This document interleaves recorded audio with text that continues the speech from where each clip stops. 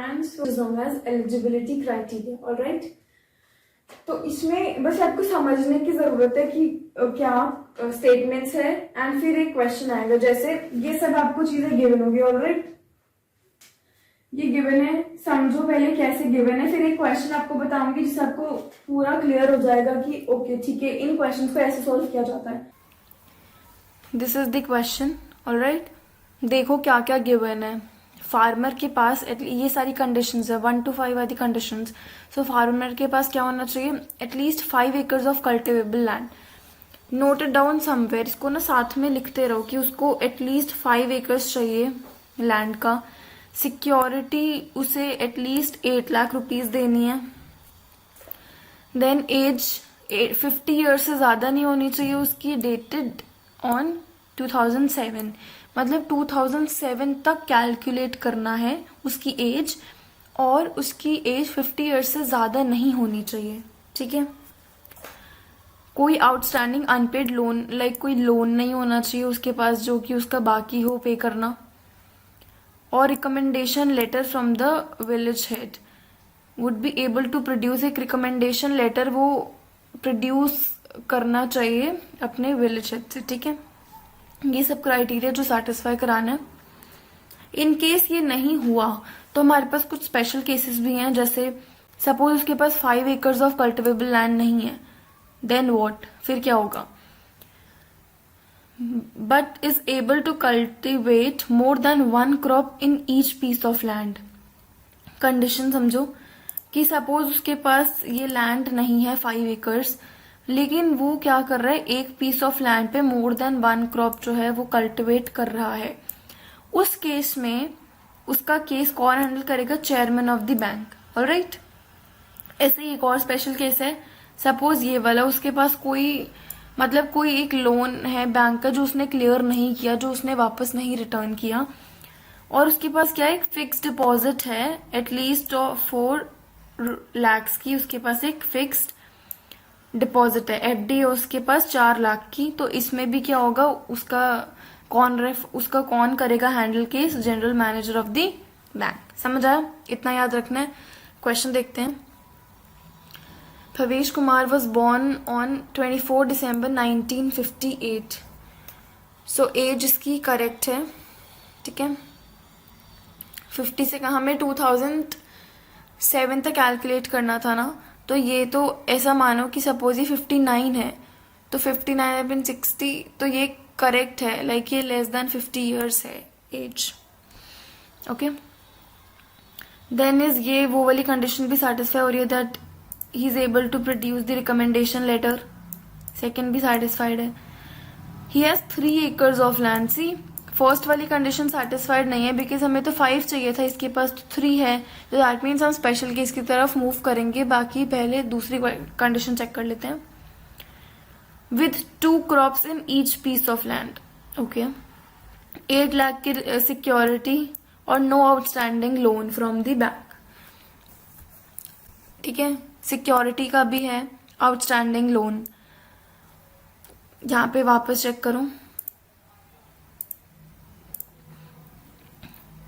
उसके पास 8 lakhs का है, ठीक है? एज भी उसकी करेक्ट है, कोई भी लोन नहीं है, लास्ट लाइन में मेंशन था, और रिकमेंडेशन लेटर भी प्रोड्यूस कर रहा है वो।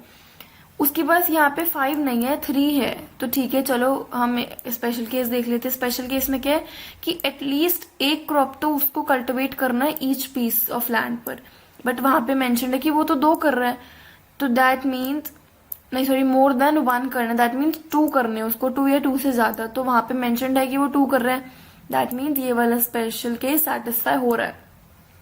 तो इसका क्या आंसर आएगा कि वो कौन हैंडल करेगा उसका case? Chairman of the bank, chairman, ठीक है? समझ आया क्यों? क्योंकि फर्स्ट वाली सेटिस्फाई नहीं हो रही थी, बट जो उसकी कॉरेस्पॉन्डिंग स्पेशल केस है वो सेटिस्फाई हो रहा था, दैट्स वाई चेयरमैन हैंडल करेगा भवेश का केस, ऑलराइट? चलो moving on to next question. Age given है, करेक्ट है age, you can calculate till 2007, you have to calculate. Then recommendation भी प्रोड्यूस कर रहा है, रिकमेंडेशन लेटर प्रोड्यूस कर रहा है। He does not have outstanding loan, कोई भी लोन नहीं है उसके पास। एफडी है 6 लाख रुपीज की ऑल राइट। सिक्योरिटी भी दे रहा है ₹8 लाख की, 8 लाख की सिक्योरिटी भी है, 4 एकर्स ऑफ लैंड है, okay 4 acres of land with only 1 crop. चलो देखो यहाँ पे 8 लाख की सिक्योरिटी करेक्ट, 58 से लेस है, 50 ईयर्स से लेस है, ठीक है, कोई भी आउटस्टैंडिंग लोन नहीं है, रिकमेंडेशन लेटर भी वो प्रोड्यूस कर रहा है। यहाँ पे क्या गिवन है, उसके पास क्या है, 4 एकड़ ऑफ लैंड है उसके पास, ठीक है। और एक और चीज, तो फिर चलो ये वाला सेटिस्फाई नहीं होता तो हम क्या करते हैं, स्पेशल केस पे जंप करते हैं। स्पेशल केस पे हमने जंप किया, यहाँ पे क्या लिखे कि मोर than 1, that means at least 2 crops तो होनी चाहिए, लेकिन यहाँ पे क्या मेंशन्ड है, वो ओनली 1 क्रॉप कल्टिवेट कर रहा है हर एक लैंड पर, तो दैट मीन्स ये वाला सेटिस्फाई नहीं हो रहा। तो क्या समझ आया इसमें से, ना तो स्पेशल केस सेटिस्फाई हो रहा। अब से यहाँ पे फिक्स डिपॉजिट है उसके पास, लेकिन हमें लेना देना ही नहीं है फिक्स डिपॉजिट से, क्योंकि 4th वाला कंडीशन सेटिस्फाइड है। इन केस 4th वाली नहीं होती तो हम यहाँ जंप करते कि नहीं, है ना। लेकिन अब क्या हमारे पास फर्स्ट वाली सेटिस्फाइड नहीं है कंडीशन, और ना ही फर्स्ट वाली का कॉरेस्पॉन्डिंग स्पेशल केस सेटिस्फाइड है, तो that's why this candidate would be rejected, ये रिजेक्ट हो जाएगा। समझ आया। नेक्स्ट देखते हैं, this candidate was born on this, ठीक है, एज उसकी करेक्ट है, 4 एकर्स ऑफ लैंड है, okay. He can produce a recommendation letter produce कर सकता है, 9 लाख की सिक्योरिटी दे सकते हैं, हमें तो 8 की चाहिए थी तो ये 9 की दे रहे, करेक्ट है। कोई भी आउटस्टैंडिंग लोन नहीं है बैंक से, correct. He grows 2 crops in each piece, 2 crops वो ग्रो कर रहा है, ठीक है। चलो एक बार देखते हैं क्या क्या सेटिस्फाई हो रहा था। सिक्योरिटी वो 9 की दे रहा था, ठीक है, एज उसकी करेक्ट है, कोई भी आउटस्टैंडिंग लोन नहीं है, रिकमेंडेशन लेटर प्रोड्यूस कर रहा है, उस पे 5 नहीं है एकर्स, उस पे 4 है, तो ठीक है। अभी हम क्या करेंगे, हम स्पेशल केस देखेंगे इसका। स्पेशल केस में लिखा है कि 2 क्रॉप्स तो होनी चाहिए, तो यहाँ पर भी क्या मेंशन्ड है कि he can grow 2 crops on each piece, तो दैट मीन्स ये करेक्ट है। तो कौन हैंडल करेगा इनका केस, चेयरमैन। समझ आया क्यों चेयरमैन करेंगे, बिकॉज बाकी के 4 कंडीशन सेटिस्फाइड हैं, ये चारों, ये नहीं थी तो हमने क्या किया, इसके स्पेशल केस पे गए और स्पेशल केस जो था वो करेक्ट था, तो दैट मीन्स इनका केस चेयरमैन हैंडल करेंगे, ठीक है। नेक्स्ट क्वेश्चन, एज है 1960 में थे, तो चलो ठीक है, एज करेक्ट है। He has obtained a recommendation letter from village head, ठीक है, विलेज हेड से रिकमेंडेशन लेटर मिला। 10 acres of land, 10 acres land है, हमें तो 5 ही चाहिए थी तो इस पे 10 है, करेक्ट है। सिक्योरिटी 8 लाख की दे सकता है, ठीक है। फिक्स डिपॉजिट भी वो दे सकता है 6 लाख का, ठीक है। आउटस्टैंडिंग लोन उस पे 5 लाख का है, करेक्ट। अब यहाँ पे देखो 5 एकर्स ऑफ लैंड करेक्ट है, सिक्योरिटी भी दे रहा है, एज भी उसकी करेक्ट है, बट ये वाली कंडीशन नहीं फुली सेटिस्फाइड बिकॉज उसका लोन है जो पेंडिंग है 5 लाख का, है ना। और ये वाला तो अभी हम चेक करते हैं, चलो 4th वाला मिसिंग है, 4th वाले का कोई कोरस्पॉन्डिंग स्पेशल केस है, यस उसका एक स्पेशल केस है।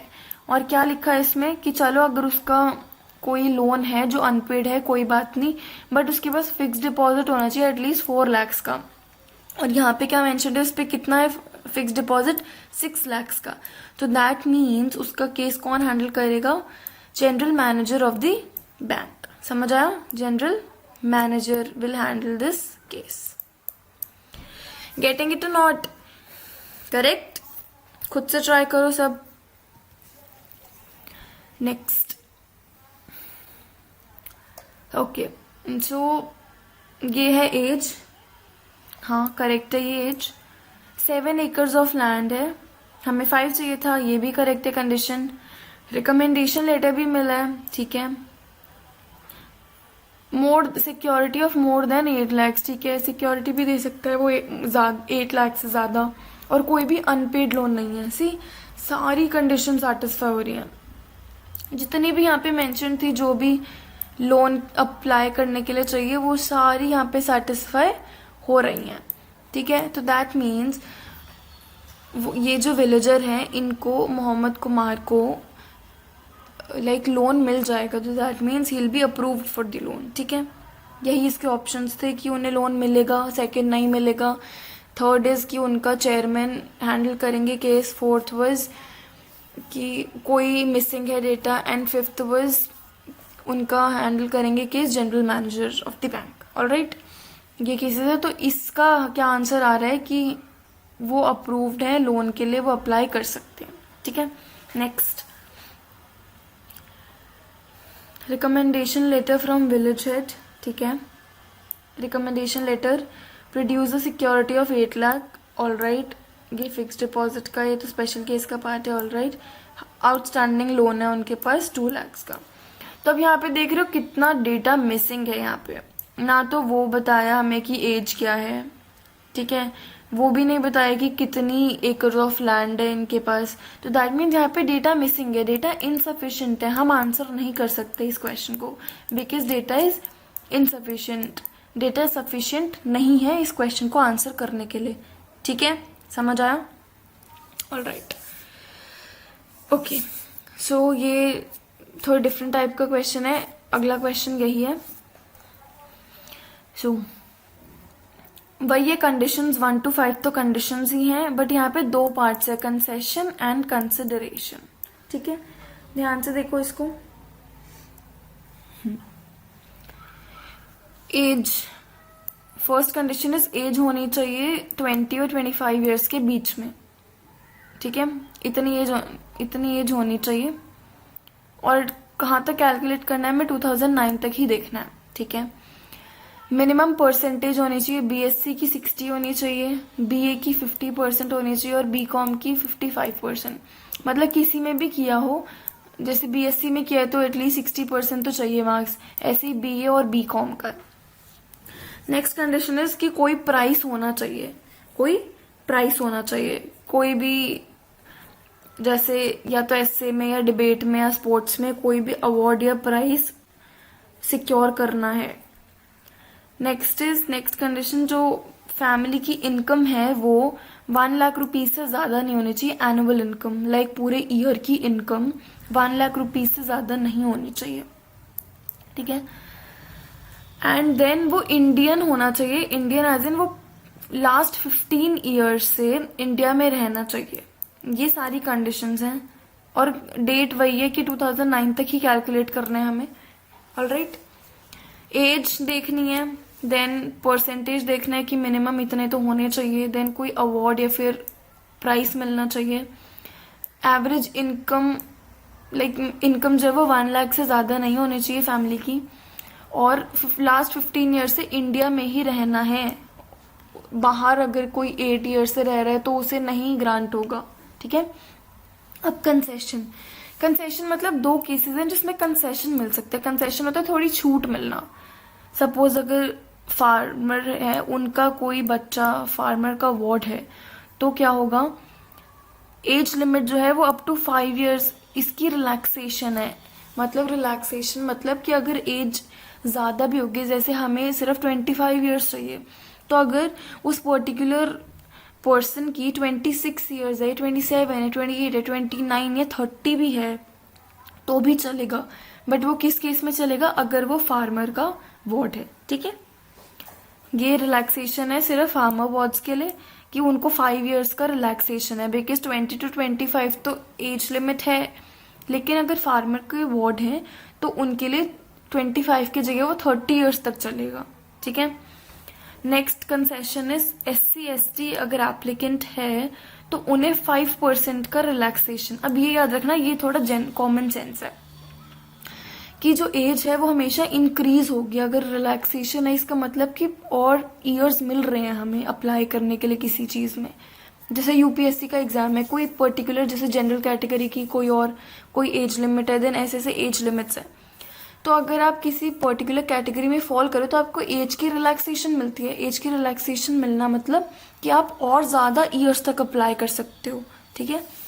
और ऐसे जब ये रिलैक्सेशन परसेंटेज में आती है तो उसका मतलब कि कम, दैट मीन्स सपोज कोई एक जनरल कैटेगरी की 60% चाहिए बीएससी में, लेकिन अगर कोई SC ST कैटेगरी का है तो उसके अगर 55% भी हैं बीएससी में तो भी वो एलिजिबल है।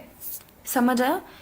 एज को हम हमेशा आगे देखते हैं और परसेंटेज हमेशा रिड्यूस करते हैं हम रिलैक्सेशन की टर्म्स में। ऑलराइट, ये रिलैक्सेशन है।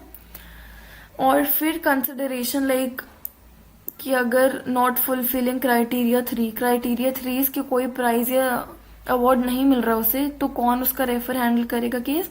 Security of the college. ठीक है, अगर थर्ड पॉइंट मतलब प्राइज या रिवॉर्ड नहीं है उनके पास तो उनका केस कौन हैंडल करेंगे? और ये बाकी 4 सेटिस्फाई होने चाहिए, 1, 2, 4 एंड 5 ये सेटिस्फाई हो बट थर्ड ना हो तो उनका केस हैंडल करेंगे सिक्योरिटी ऑफ द कॉलेज। इसमें कोई स्पेशल केस नहीं, इसमें कंसेशंस है। ठीक है, और then is not fulfilling criteria 4th अगर वो फुलफिल नहीं कर रहे, that means family income 1 lakh से ज्यादा है, तो उनका हैंडल करेंगे case chairman of the college. Getting it? चलो क्वेश्चंस देख लेते हैं फटाफट।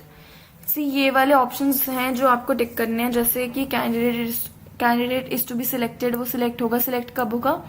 जब सारी 5 की 5 कंडीशंस ट्रू होंगी। Then candidate is to be selected under concession, मतलब कंसेशन हमने कंसिडर किया उसके बाद 5 की 5 क्राइटेरिया 5 की 5 कंडीशन जो है वो सेटिस्फाई हो रही है, उस केस में हम ये वाला ऑप्शन टिक करेंगे बी की कैंडिडेट जो है वो सिलेक्ट हुआ है बट अंडर कंसेशन। ठीक है, सी ऑप्शन है कि सेक्रेटरी को रेफर करना है इस केस में कि थर्ड वाला नहीं फुलफिल हो रहा उस केस में। नेक्स्ट इज चेयरमैन को रेफर करना है केस। और ई इज कि कैंडिडेट सिलेक्ट नहीं होगा। कैंडिडेट कब सिलेक्ट नहीं होगा? जब या तो फर्स्ट ना सेटिस्फाई हो या फिर सेकंड ना सेटिस्फाई हो या फिर 5th ना सेटिस्फाई हो। अगर इन तीनों में से कोई भी सेटिस्फाई नहीं हो रहा तो उस केस में कैंडिडेट जो है वो रिजेक्ट हो जाएगा। ठीक है, चलो क्वेश्चन देख लेते हैं। 27 years old Neha has been staying with her father। 27 years की है Neha. Okay, her father a farmer। सी यहाँ पे फार्मर है, अब ये याद रखना, बिकॉज वैसे जनरल केस में एज लिमिट क्या है? सिर्फ 25 years। ठीक है, लेकिन अगर फार्मर है तो उनको 5 years, वार्ड ऑफ फार्मर है तो उनको 5 years का कंसेशन मिलेगा, तो दैट मीन्स 30 years तक देख सकते हैं। तो ये वाला एज सही है, कंसेशन के अंडर सही है ये एज, क्योंकि 30 years तक वैलिड है। ओके, एनुअल इनकम भी गिवन 87,000, हमें 1 लाख से नीचे चाहिए था, ये कंडीशन सही है। बीकॉम में 63% आए हैं। बीकॉम में हमें कितने चाहिए थे? बीकॉम में 55 चाहिए थे और उसके 63 आए, तो ये भी करेक्ट है। और उसने एक प्राइज भी जीता है, किसमें? फुटबॉल कंपटीशन में, तो ये भी करेक्ट है। ठीक है, और एक और चीज यहाँ पे मेंशन हमने क्या देखना था कि लास्ट 15 years से वो कहाँ पे रह रहे हैं? इंडिया में ही रह रहे हैं। तो यहाँ पे मेंशन है ना कि वो 27 years की है और सिंस बर्थ वो उत्तर प्रदेश में ही रह रही है, तो दैट मीन्स 27 years से वो उत्तर प्रदेश में है। ये तो 15 years से ज्यादा ही है, तो वही चीज है कि 20, तो सारी कंडीशंस क्या हो रही है? सेटिस्फाई हो रही है कि नहीं? देखो, एज भी करेक्ट है बट अंडर कंसेशन, परसेंटेज भी सही है, उसे प्राइज भी मिला है, इनकम भी 1 लाख से ज्यादा नहीं है और लास्ट 15 साल से भी वो इंडिया में रह रही है, ये भी करेक्ट है। तो इसमें कौन सा ऑप्शन टिक करेंगे? क्वेश्चन 5 के लिए option would be second. By, क्योंकि उसकी जो एज थी वो किसी कंसेशन के अंडर हमने टिक किया था ना, वो कंडीशन किसी कंसेशन के अंडर वो सही हो रही थी, तो यही चीज है कि इसका ऑप्शन होगा बी। ठीक है, next is the son of farmer who's been staying in Bihar for the last 4 decades। decade मतलब 10 years, तो 4 decades मतलब 40 years। लास्ट 40 years से वो कहाँ पे रह रहे हैं? बिहार में, तो दैट मीन्स 15 साल वाली कंडीशन जो है वो करेक्ट है। ठीक है, और ये फार्मर का सन है, दैट मीन्स फार्मर का वार्ड है, तो कंसेशन हम देख सकते हैं इसमें। ओके, बीए पास किया 54% से। बीए में कितने चाहिए थे? हमें 50% ही चाहिए था, तो ये भी करेक्ट है। Alright, just a second.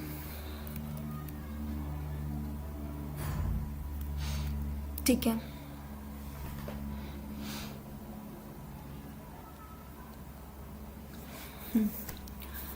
First prize भी मिले डिस्ट्रिक्ट लेवल बॉक्सिंग चैंपियनशिप में। ठीक है, ये वाला भी करेक्ट है, 3 कंडीशन सेटिस्फाई। एनुअल इनकम भी 72,000 है, मतलब कम में 1 लाख से करेक्ट है। और डेट ऑफ बर्थ है इतनी 1986। तो हमें कौन सी ईयर तक कैलकुलेट करनी थी? 2009 तक कैलकुलेट करनी है हमें। तो जब वो कैलकुलेट करेंगे हम, तो ये अप्रॉक्स 23-24 ईयर्स इतना ही बनेगा। 23 ईयर्स होगी उसकी एज, 24। ठीक है, तो यहाँ पे हालांकि वो फार्मर का वार्ड है, बट उसकी जो एज है वो ऑलरेडी कंडीशन को सेटिस्फाई करिए। हमें बोला गया था कि 20 से 25 होना चाहिए एक नॉर्मल कंडीशन में। कंसेशन में था वो तो 30 ईयर्स तक, लेकिन यहाँ पे कंसेशन की ज़रूरत ही नहीं है। बिना कंसेशन के ही वो सेटिस्फाई कर रहे हैं कि नहीं, बिकॉज 20 से 25 तक एज लाई कर रही है उसकी। तो दैट मीन्स सारे के सारे केसेस यहाँ पे क्या हो रहे हैं? सेटिस्फाई हो रहे हैं। तो दैट मीन्स यहाँ पे कौन सा ऑप्शन आना चाहिए? ऑप्शन नंबर 1 कि वो कैंडिडेट सिलेक्ट होगा। ये ध्यान रखना है, यहाँ पे ये नहीं सिलेक्ट करना कि वो किसी कंसेशन के अंडर सिलेक्ट होगा, नहीं। कैंडिडेट जो है वो सिलेक्ट होगा नॉर्मली, कोई कंसेशन नहीं चाहिए उसे, बिकॉज वो ऐसे ही नॉर्मली सारी कंडीशंस को सेटिस्फाई करे। ऑलराइट, चलो next question. Sakir, son of a taxi driver in Dubai, came to India with his family in 1978. India आ गए थे कब? 1978। तो हमें कौन से ईयर तक कैलकुलेट करना है? हमें तो 2009 तक करना है, तो ये ऑब्वियसली 15 ईयर से ज्यादा है। तो ठीक है, ये वाली कंडीशन क्या है? सेटिस्फाइड है। कौन सी कंडीशन है ये? कि उसकी फैमिली लाइक वो लास्ट 15 ईयर से इंडिया में है। ऑलराइट, ठीक है। देन फर्स्ट प्राइज मिला कॉलेज डिबेट कंपटीशन में। ओके, साइंस में मतलब बीएससी में कितने मार्क्स आए? 67। हमें कितने चाहिए थे? 60। तो ये भी करेक्ट है। फैमिली इनकम भी 92,000 है, मतलब कम है।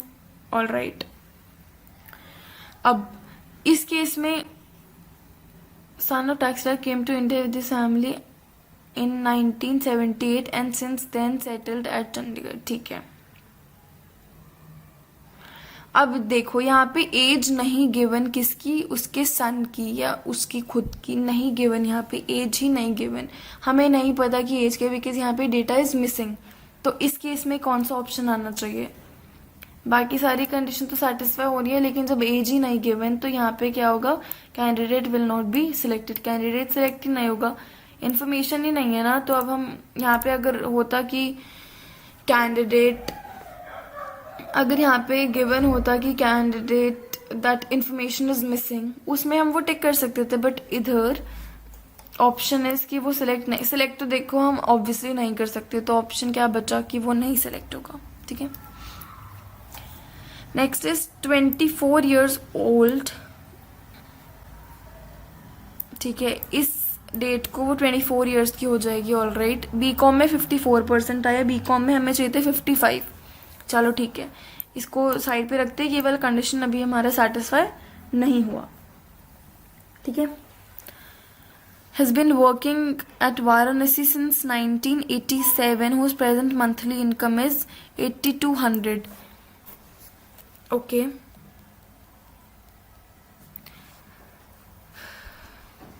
ठीक है,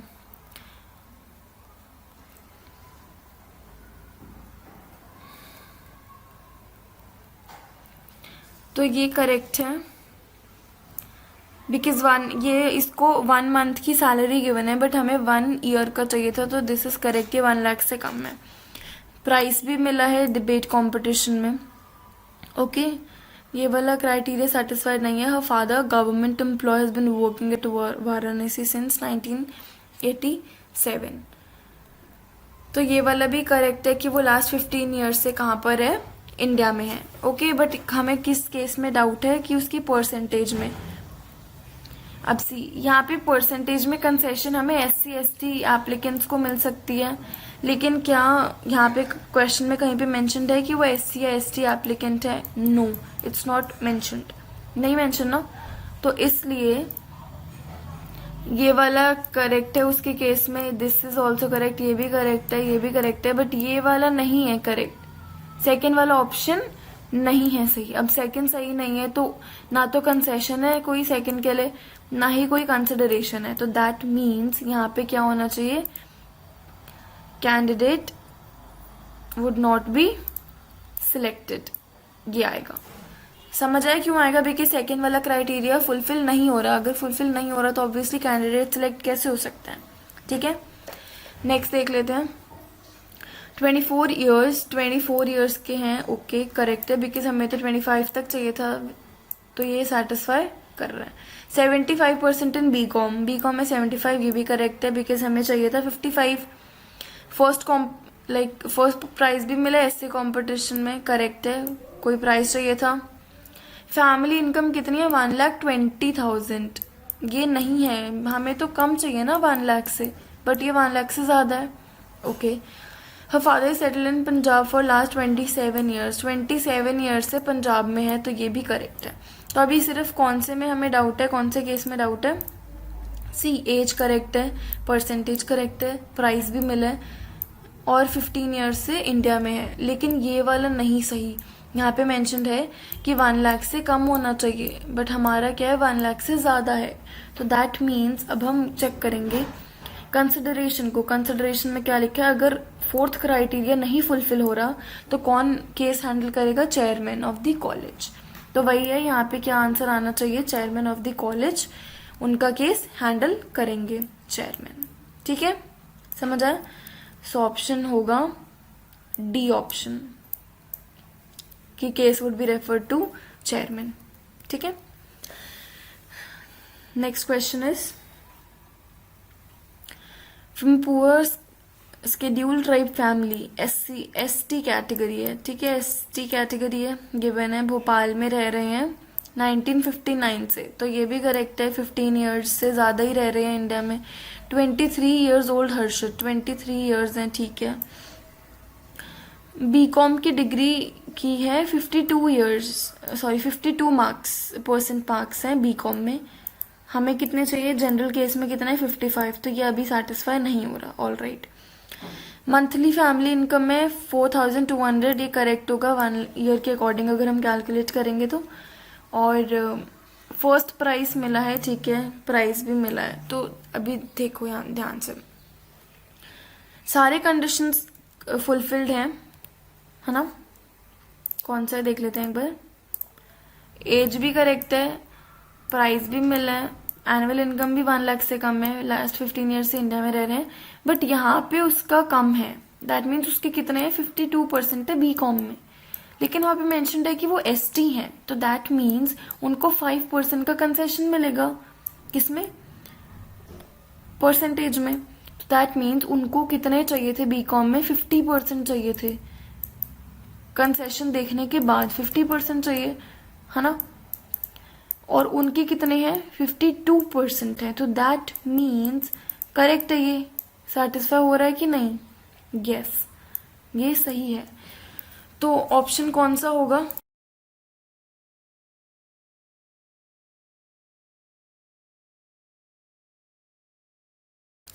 कि the candidate would B selected under any concession, concession के बाद ही तो क्राइटेरिया सेटिस्फाई हो रहा है, कंसेशन के बाद ही तो कैंडिडेट सिलेक्ट हो रहा है, तो यही केस है, आंसर होगा इसका बी ऑप्शन।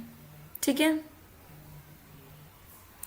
चलो नेक्स्ट क्वेश्चन देखते हैं, लास्ट क्वेश्चन होगा ये, मतलब इसके पार्ट्स होंगे। क्या क्या सेटिस्फाई करना है? 1 इज ग्रेजुएशन होनी चाहिए एटलीस्ट 70% मार्क्स से, ग्रेजुएशन एटलीस्ट 70% मार्क्स। 25 ईयर्स से 35 ईयर्स के बीच में एज होनी चाहिए, 25 to 35, ठीक है। और 2010 तक हमें कैलकुलेट करना है age, okay. Have post qualification work experience of at least 5 years in management department, last 5 years से एटलीस्ट फॉर 5 ईयर्स से क्या होना चाहिए, वर्क एक्सपीरियंस होना चाहिए मैनेजमेंट डिपार्टमेंट में. ऑलराइट. पोस्ट ग्रेजुएशन में 60% होना चाहिए, पोस्ट ग्रेजुएशन में एटलीस्ट 60%, एंड 60% होने चाहिए इंटरव्यू में. ठीक है, पोस्ट ग्रेजुएशन में एटलीस्ट 60 होने चाहिए और इंटरव्यू में एटलीस्ट 60 होने चाहिए. और post qualification work experience of at least 5 years. Alright. तो इन केस अगर फर्स्ट वाला नहीं सेटिस्फाई हो रहा, मतलब ग्रेजुएशन में एटलीस्ट 60 नहीं है, उससे कम है, तो चलो स्पेशल केस को जंप करते हैं, देखते हैं क्या है. But has secured at least 70% marks in post graduation. अगर ग्रेजुएशन में 70% मार्क्स नहीं है तो हम स्पेशल केस पे जंप करेंगे. स्पेशल केस में क्या लिखा है, चलो ठीक है, मान लिया पोस्ट ग्रेजुएशन में 70 नहीं है, लेकिन पोस्ट ग्रेजुएशन में एटलीस्ट 70 होने चाहिए, पोस्ट ग्रेजुएशन में एटलीस्ट 70 होने चाहिए. तो उनका केस कौन हैंडल करेगा, जनरल मैनेजर. ऑलराइट. ऐसे एक और क्राइटेरिया है, अगर 5 ईयर्स का वर्क एक्सपीरियंस नहीं है तो भी स्पेशल केस है एक. क्या होना चाहिए, एटलीस्ट 3 ईयर्स का होना चाहिए वर्क एक्सपीरियंस, और कैसे, एज असिस्टेंट मैनेजर. ठीक है, ये कंडीशन है.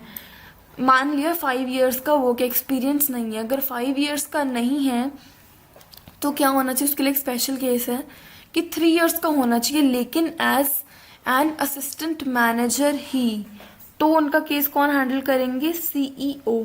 ऑलराइट, समझ आया. चलो क्वेश्चन देख लेते हैं. 55% मार्क्स इन ग्रेजुएशन.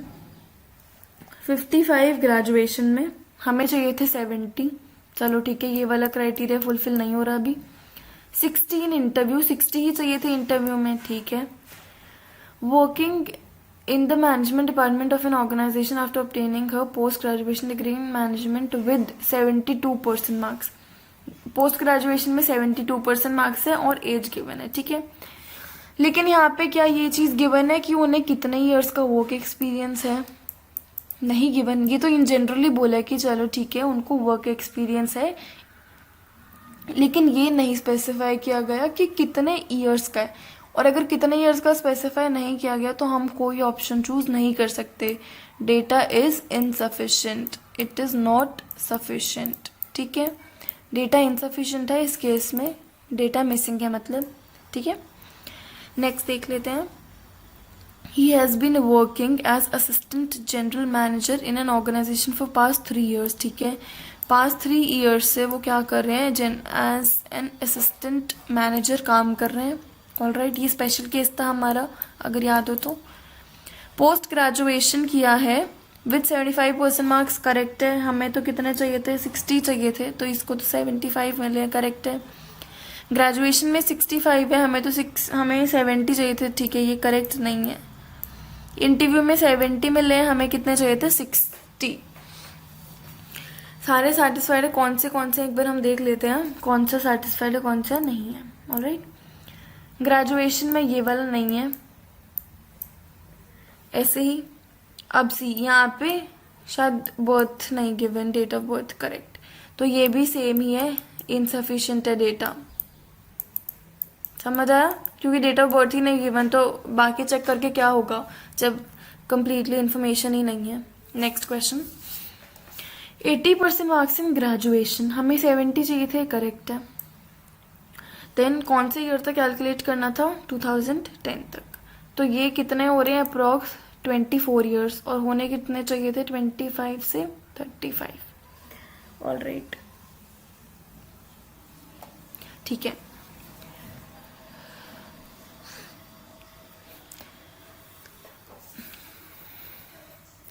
बाकी पोस्ट ग्रेजुएशन में 63 है, ये करेक्ट था. इंटरव्यू करेक्ट है. पास्ट 4 ईयर्स से वो वर्क कर रहे हैं किसमें, ओके. तो फिर ये देखने का कोई मतलब नहीं है, बिकॉज यहाँ पे एज उनकी हो रही है अप्रॉक्स 24 ईयर्स, बट हमारी कंडीशन थी कि उनकी 25 से 35 ईयर्स के बीच में एज होनी चाहिए. तो दैट मीन्स इसका आंसर होगा कि शी वोंट बी सिलेक्टेड, वो सिलेक्ट नहीं होंगी, ये कैंडिडेट सिलेक्ट नहीं होंगी भाई, बिकॉज वो एज का क्राइटेरिया नहीं सेटिस्फाई करी. ओके.